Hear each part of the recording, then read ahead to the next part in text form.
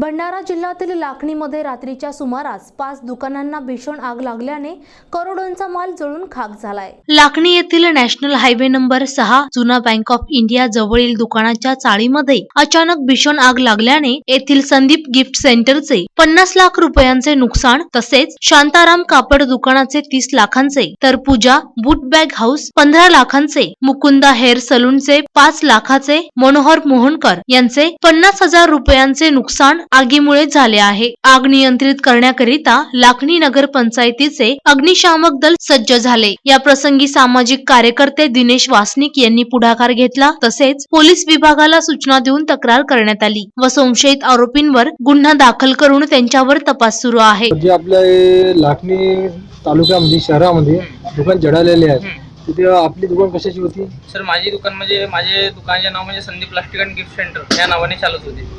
20 वर्षापासून आपली दुकान तिथे चालत होती त्या नावाने। तर केव्हा घटना घडली, आग किती केव्हा लागलेली आहे? सर 26 तारखेला घटना घडलेली आहे रात्री 1 ते 2च्या दरम्यान, म्हणजे एक साथ 4 दुकानाला आग लागलेली आहे आणि आग अशा प्रकारे लागली की 4ही दुकाने अर्ध्या तासामध्ये म्हणजे भस्म झालेली आहे पूर्ण। आणि आम्हाला वाटते की ते अर्ध्या तासात जे शॉर्ट सर्किट जरी झालेलं असेल पण अर्ध्या तासामध्ये तर एका खट्टे तेवढं पेट घेत नाही।